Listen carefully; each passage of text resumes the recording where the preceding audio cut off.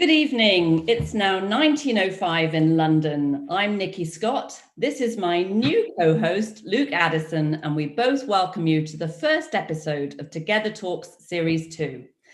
Whether you're new to Together Talks or a seasoned viewer, it is great to have you participate in these thought-provoking global conversations with leaders from all around the world to exchange ideas, challenge preconceptions, and inspire each other to take action, both locally and globally. As an avid fan and guest of the Together Talks series, I'm so pleased to join Nikki and the rest of our team. If you missed any of Series 1 or all of it, not to worry. These are now all available on demand on our Rotary Great Britain and Ireland YouTube channel, so you can watch them at your own convenience and invite others to do the same. We had over 18,000 views for 14 events in Series 1, starting with Jennifer Jones, who will be Rotary International President 2022-23. Congratulations, Jennifer. And ending with a feature on Captain Sir Tom Moore and his daughter Hannah. For Series 2, we'll be moving to events every 2 weeks. Luke, I don't know if you're drumming on your desk while you're saying that, but there was a lot of disruption in the sound, so hopefully we can sort that out. Okay, tonight we have the pleasure of hosting Adam Henson, arguably the best known farmer in the UK, as a presenter on BBC's Countryfile broadcast to millions of viewers each Sunday evening.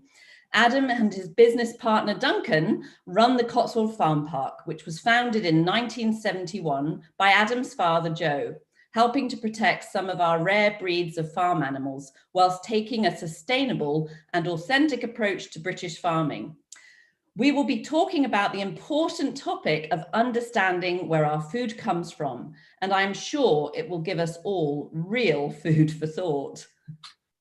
No doubt about it, Nikki. Having travelled to some corners of the world where access to food is not an expected luxury, but an uncertain daily challenge, I think that so many of us take the food we eat for granted and pay little regard to how it is sourced. Before we take a look at Adam's introductory video, may we take a moment to remind you that all this is designed to be an interactive experience. Whether you are joining us here in the Zoom room or on YouTube, we invite you to ask questions and engage in the conversation. We obviously won't be able to answer every question, but we will try our best to get through as many as we can. Judging by what we've seen in the YouTube chat already, we have a global audience here again tonight, so please do let us know where you're viewing from. So now, let's take a look at the video that Adam recorded earlier in the week.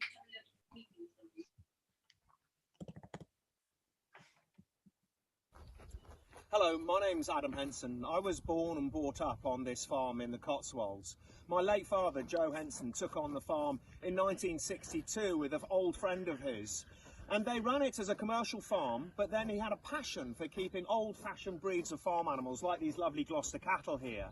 And to help pay for his expensive hobby, he decided to open to the public. So the Cotswold Farm Park was opened in 1971.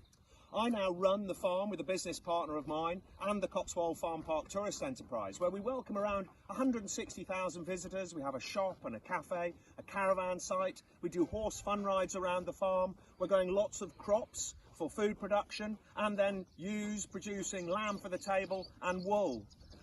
I absolutely love living and working here on the farm. I remember as a little boy chasing my dad out to the door, and he was really my hero and my mentor, and I still miss him enormously. And part of his passion was communicating about food and farming, and I share that passion. I love telling the story about the energy and effort and financial burden that goes into producing really good quality food for the consumer to enjoy and eat.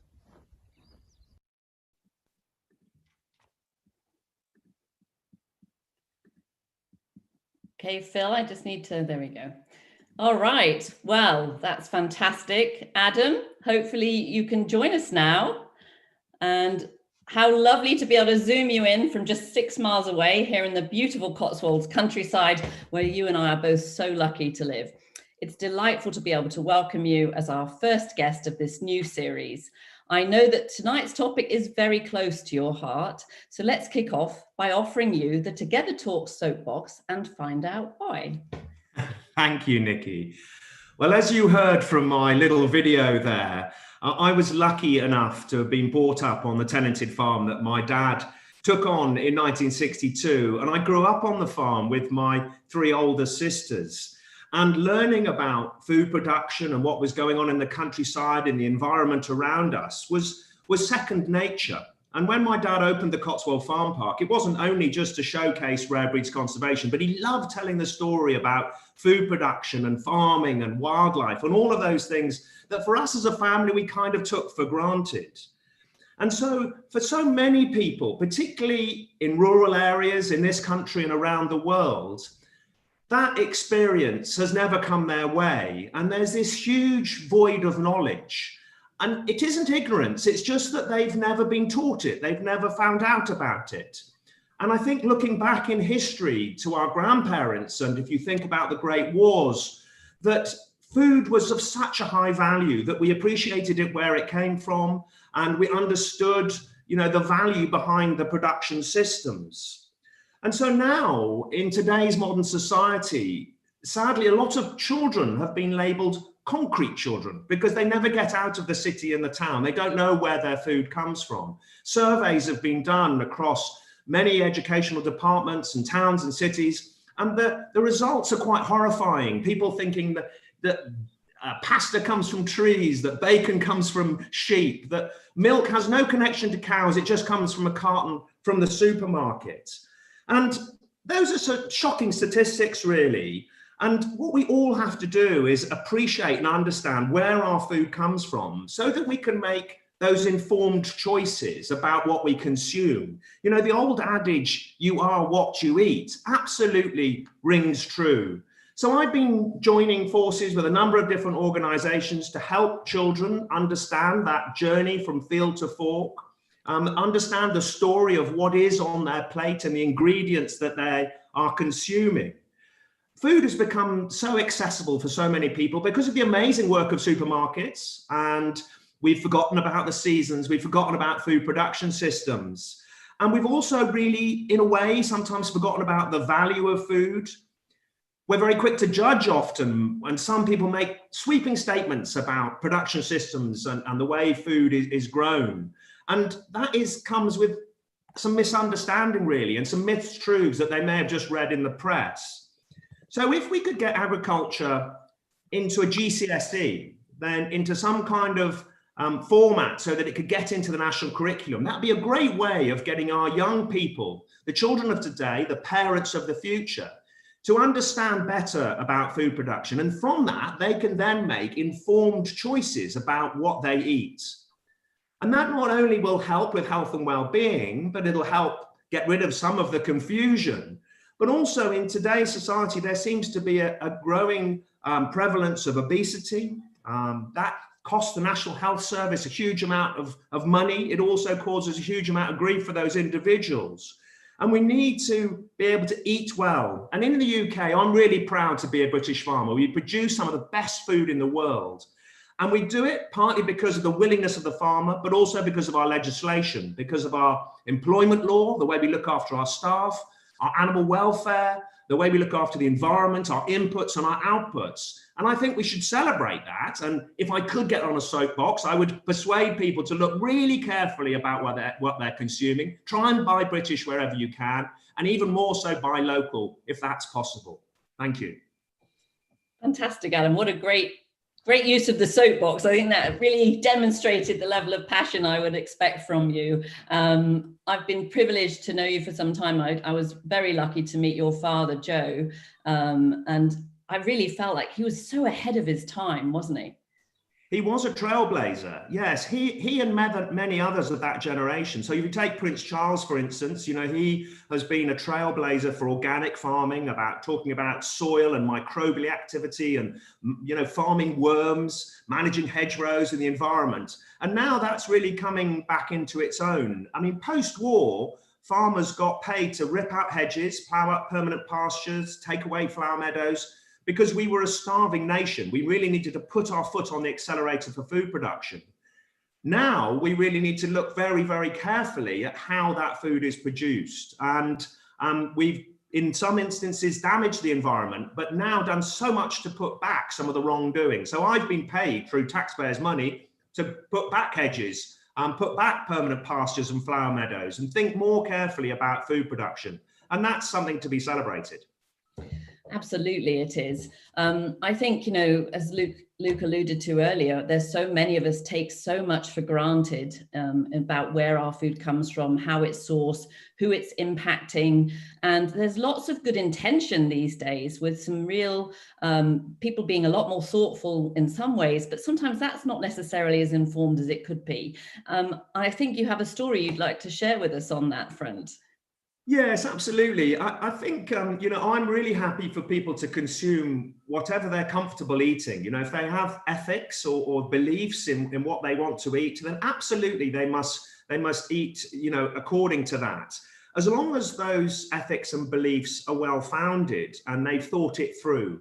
So my partner and my daughter, they're both vegetarians. My son and I are meat eaters. I'm a farmer, so I'm farming animals for slaughter, that go on a regular basis. And we have grown up and sort of adult conversations around the table. Now, my daughter, she's a vegetarian, not a vegan, although she doesn't drink milk. She doesn't really enjoy drinking milk.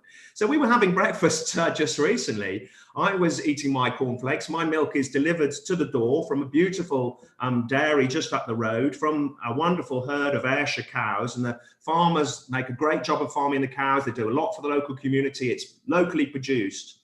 And my daughter was having soya milk on her cornflakes. And I said to her, I explained the story of where my milk came from. And I said, but do you know where your milk comes from? I said, soya milk may be from South America. It may have caused the displacement of indigenous people. It may have caused the disruption and destruction of rainforests and the destruction of species. Hope you enjoy your cornflakes. And so our conversations aren't always that heavy at breakfast, but it kind of gives the point, doesn't it? And so she could choose other forms of milk apart from soya milk. So almond milk is also very, very bad for the environment, but oat milk may not be. So, I don't care what people eat, but just be really careful about what you are consuming. And before you judge others, make sure you have your facts right. Thanks, Adam. Right, Luke, I think we have loads of questions tonight. So why don't you kick off with a few of those, if you would? Sure, of course. So I thought I'd lead with this one, Adam, as you mentioned the importance of the education around farming, particularly for young people. So we have a young person here by the name of Alex Jones, and Alex Jones says, as a young aspiring farmer, I'm interested to know what you think are the biggest challenges for farming in the UK over the next 10 years. Wow, well, that is a huge question and quite a difficult one to answer because it's quite wide-ranging. So farmers solve problems from the moment they wake up to the moment they go to bed, and we try and farm as best we possibly can within the law of the land and within the willingness of farmers, as I discussed earlier. But there are lots of challenges outside our control.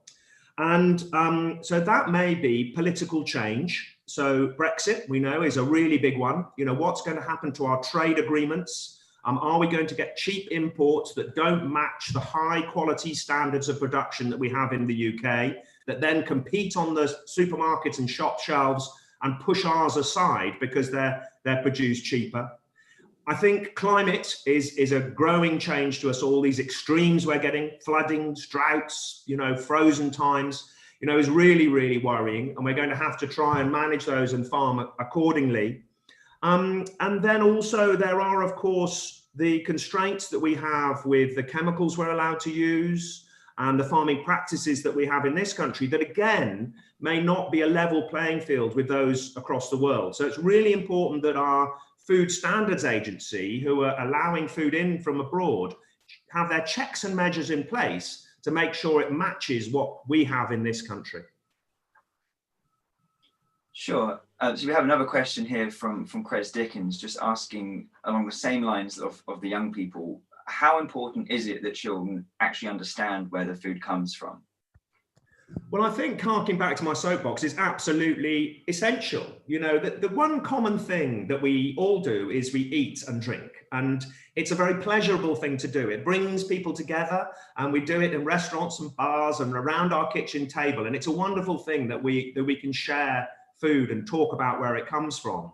But that understanding of food production and making informed choices is absolutely essential. So I think it's a responsibility of us as adults and parents, if you are one, and our education system for people to learn about where their food comes from. And I know Rotary has done a huge amount of work behind that, you know, with helping with growing gardens, with helping, you know, communities with looking at where their food comes from. And we've got inner city farm parks and farms where people can go from the inner city into those farm areas and learn about animal production and food production. And that kind of work is really, really important. And I think, you know, if it was going to be a sort of Rotary mantra to get out there and help the nation, the world, learn about food production, that would be a fantastic thing to be able to help with.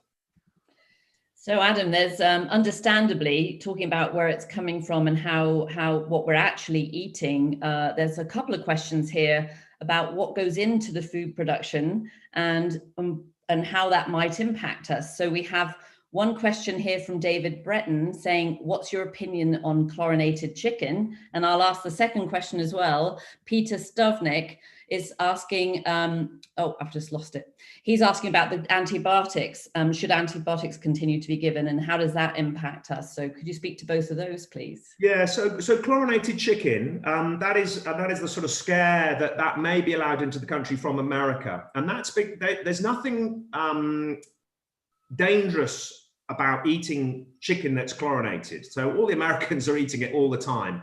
And the reason it's chlorinated is because of the production system of those poultry. And so in this country, we have really strict systems for growing our chickens. And a chick to oven ready is 35 days. So it's a very, very quick turnaround. And a lot of those are grown in flocks, in big sheds. And once the crop of chickens is harvested, so all of those chickens are slaughtered for meat production, in the UK, those sheds are all mucked out and pressure washed and disinfected so that the baby chicks going back into it a few days later are in a completely clean environment. In America, what they do is they don't clean it out, and the litter, the bed that those chickens are sitting on gets deeper and deeper. And one flock after another are going into the shed. So that builds up all the bacteria, all the streptococcus, lots and lots of nasties that then can make people ill. And so what they have to do when they slaughter those chickens is chlorinate them. They need to wash them because they're covered in stuff that is nasty to us. And I understand that sometimes the litter gets so deep in those sheds that when they put baby chicks into it, the ammonia is so strong from the previous chickens that the baby chicks suffocate. You know, it's a horrible, horrible system that we shouldn't be allowing that food into this country, in my opinion.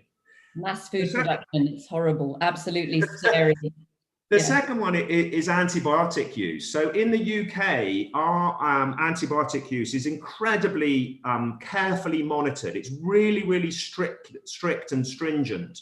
And we have checks and measures in place all the time for the amount we're allowed to use, the types we're allowed to use, and then the withdrawal period. So if I have an animal that's poorly and I need to give it antibiotics, I have to write that down in my veterinary medicine record book. I have to write the batch number of the antibiotic, and then there's a withdrawal period before that animal can go to slaughter to make sure that is all out of its system so it doesn't end up in the meat on our plates. In other countries, they use mass use of antibiotics and also hormone treatment in beef production in America that would be illegal here.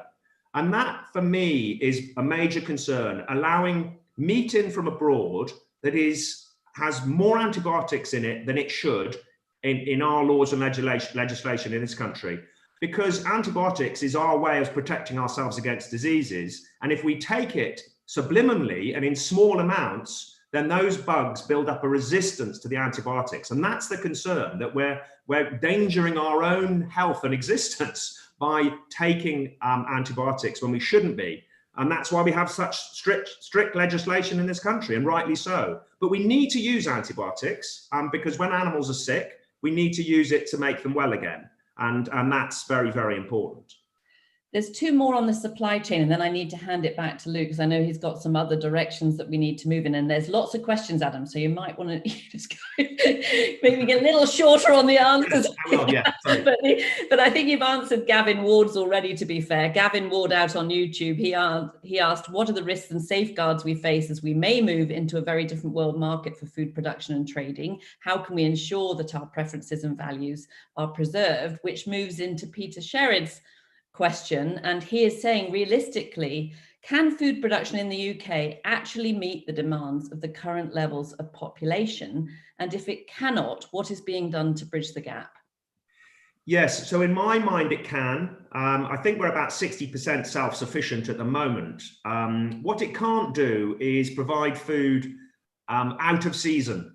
So if you want strawberries at Christmas, you've got to buy them from abroad. If you want to eat lots of bananas, they have to come from abroad. There are crops that we obviously cannot produce over here in the UK because of our climate, but we do waste a lot of food. So they reckon that 40% of our food is either wasted in the field, from our fridges, or from the supermarket shelves. And that is something we all need to think about much more carefully. You know, the whole campaign, Love Food, Hate Waste, is one to join and try and think carefully about. And we're tempted by the buy one, get one free. Do you really need the second or third packet that you might throw away? All right, over to you, Luke. Super. So just going back earlier, Adam, to some of the questions around challenges for farming, I think obviously the world at the moment is facing lots of challenges itself. So specifically, Elizabeth Carter's asked, how has coronavirus affected British farming?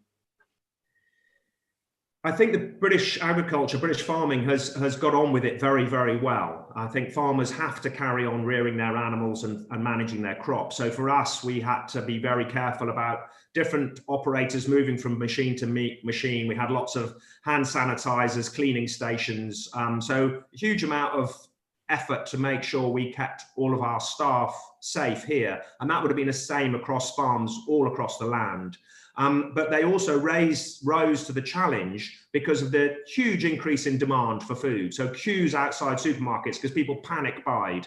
And the industry and the whole processing industry from field to fork really managed that, I think, incredibly well. Yeah. Interesting. So actually the challenges became a bit of an opportunity to test the water a little bit. On to the next challenge then. How will Brexit and leaving the EU affect British farming? From Hamilton Elliott. Yes, I mean, it is quite a worry, mainly because we're sort of racing towards moving away from Europe without a very solid trade agreement. And for many farmers, that's going to produce some serious challenges. If there's tariffs on food that we send abroad, so a lot of our lamb would go abroad, a lot of our pigs go abroad, so that'll be the older sows from pig production, grain, those sorts of things. If tariffs are put on those, then there's going to be some serious financial problems for many farmers. The government is also deciding to move away from some of the support schemes that we at the moment get from Europe. And so within the next few years, those support schemes are going to be changed or redesigned or removed. And some of the marginal farmers who farm particularly beef and sheep on tenanted farms or on sort of hill land could be seriously compromised. So it's with great concern that we move away from Europe with Brexit, but potentially there will also be some other markets that we can explore. So let's hope there's more positives than negatives. And just to test you on the third challenge from Tony Black, global warming could have a marked effect on farming in this country. What are your thoughts on that? Absolutely. Yes, I think climate change is a huge issue, in agriculture, not only in the UK, across the whole world. And we need to think really, really carefully the way we act and the way we behave as individuals, but also particularly in agriculture. We do get the finger pointed at us a lot for being responsible for climate change and for our huge carbon footprint. That again is debatable. There are, the automobile industry, aviation, many other industries have, a bigger finger to be pointed at them. But agriculture is looking very, very carefully at itself. And self-analysis is going on all the time now in agriculture to really think about how we produce our food and how ethical and carefully we can do that, and rightly so. Adam, Rotarians around the world are getting more and more interested in the environment, and you know, they have been for some time, to be honest, but it's just become officially one of our areas of focus. And a question from Michel Gaud here. Do you think it is important to encourage and support planting trees to stop flooding, soil erosion and air quality? I think planting trees is a very good option, but I think also the use of the land and perhaps planning permissions and the way we manage the amount of tarmac and concrete and roofs that are being put up. The land area is shrinking for accommodation and roads, and often those are built in such a way that they go onto floodplains or they go into marshy areas. And there isn't the runoff, there isn't the ways to take the water away in a sensible manner. Trees can help, of course, and I think there is already a lot of work being done by the Woodland Trust and others to support tree planting. But I think flooding can be managed in many other ways too. Absolutely. I think there was another question, I'm just trying to find it again, but there was another question about how does all of this development impact the farming community? It seems that farmers are always getting the rough end of the stick to me. You know, I mean, not only they have to deal with all the environment and all the seasonal changes, but there's all of the pressure on the pricing, and then of course development generally. So yes, I mean, I think, you know, many farmers, although they may be losing land to development, some of them will be profiteering from that. You know, if you have some land on the edge of a town or a village and you can sell it with planning permission for building, that will, you know, give you a substantial income. And so, you know, I don't blame farmers for selling land for development at all. I'm a tenant farmer, so I don't own the land. I don't have the ability to sell any. But I have to say, if I was a farm owner and I lived on the edge of a village and people wanted a couple of fields to build some houses on, I'd be very tempted to sell it because they're, you know, we're talking millions. So, you know, those farmers aren't getting the rough end of the stick, but certainly with food prices, it's very difficult to get the true value for the food and to remain profitable. So, you know, we're a large producer of crops on this farm, you know, wheat for milling, barley for making beer, oilseed rape for producing oil that's cold pressed on the next door neighbour farm. But in a year like we've just gone through, without the farm support scheme, we won't make any money at all. And, you know, we'll struggle to pay our rent. And where I would like to say, without showing off, that our arable team and our arable manager, with all the technology and machines we have, would be in the top 10% of production, you know, systems in the UK. So, you know, there'll be plenty of people that are losing a lot of money when the weather turns against them. So unpredictable, that British weather.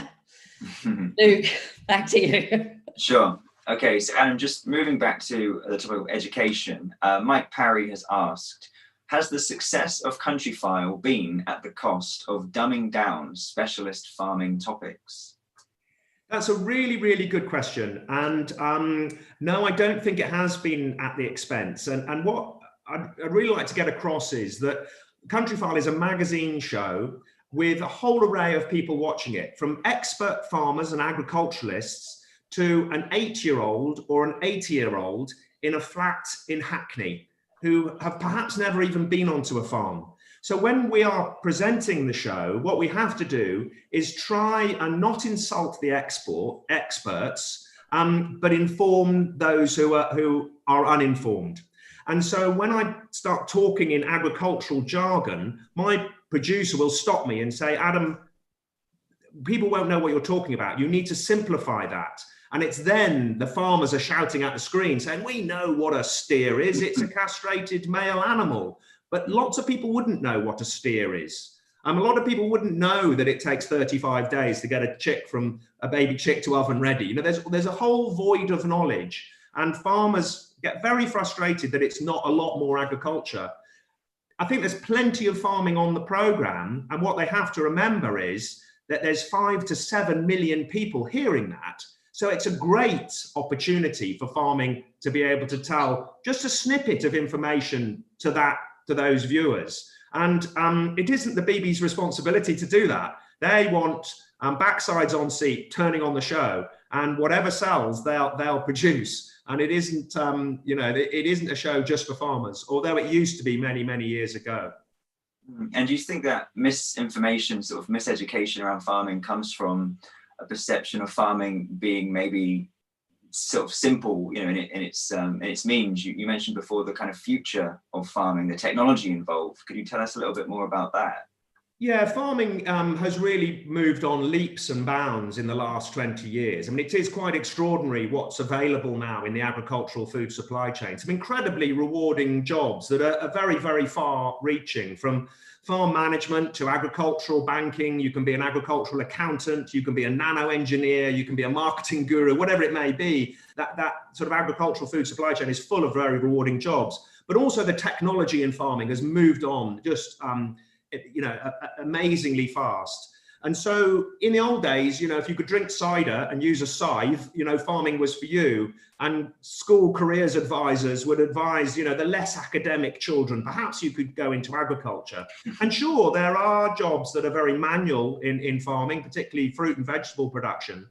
But there are also some very, very technical ones. So you have now robots that can milk cows. So the cow will go into a pen, a scanner will scan her udder, it will wash her teat so it's nice and clean. They will attach the clusters that suck the milk out. As the milk comes out, it'll measure her temperature. If she has a high temperature, the robot will send a text to the farmer's phone saying, Molly 264 has got a temperature, she's feeling poorly, you need to go and look after her.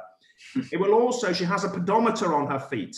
And so when she comes into the pen, it'll read the pedometer and it'll know how much she's been walking around. If she hasn't been walking around much today in comparison to yesterday, maybe she's feeling poorly. Again, you get a text on your phone. It'll tell you how much milk she's produced, how much food she needs, all these things. Combine harvesters, there's satellite navigation, soil mapping, drone technology. It's just extraordinary what's happening in agriculture today. You need to be business-minded, technological, innovative, entrepreneurial, of course, hardworking, but an amazingly rewarding career, and it's for the academic.